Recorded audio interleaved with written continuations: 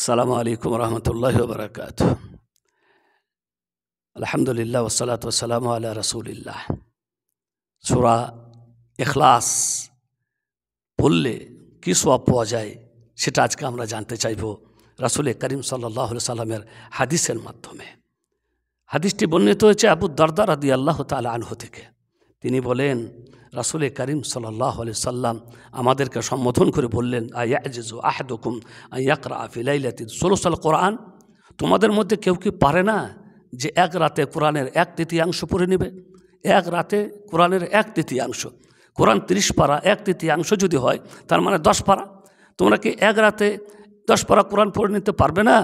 ক্বালু ওয়া কাইফা ইয়াকরাউ সুলুসাল কোরআন। সাহাবাগণ বললেন, ইয়া রাসূলুল্লাহ, একই রাতে 1/3 কোরআন কীভাবে পড়ে নিতে পারবে বা কীভাবে সম্ভব হবে? তখন রাসূল করিম সাল্লাল্লাহু আলাইহি সাল্লাম একটি সহজ পদ্ধতি বলে দিলেন, নিয়ে বললেন, কুল হুয়াল্লাহু আহাদ তা'দিলু সুলুসাল কোরআন। কুল হুয়াল্লাহু আহাদ, এই সূরা ইখলাসটা পড়লে এটা কোরআনের 1/3 সওয়াবের বরাবর হয়ে যায়। হাদিসটা বুখারী এবং মুসলিম শরীফে বর্ণিত হয়েছে।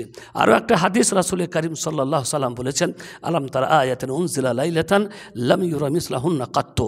এই রাতে, আজকের রাতে যে আয়াত নাজিল হয়েছে, এরকম আয়াত আমি এর পূর্বে দেখিনি। মানে সওয়াবে পরিপূর্ণ সওয়াবে ভরা, প্রচুর সওয়াব। কি আয়াতটি? আল্লাহ নবী বললেন, কুল আউযু বিরাব্বিল ফালাক ও কুল আউযু বিরাব্বিন নাস। এই দুটি আয়াত এমন আয়াত যে আয়াতে আল্লাহ রাসূল সাল্লাল্লাহু আলাইহি ওয়াসাল্লাম বললেন যে এরকম ফজিলতপূর্ণ আয়াত ইতিপূর্বে আমার ওপরে নাজিল হয়নি।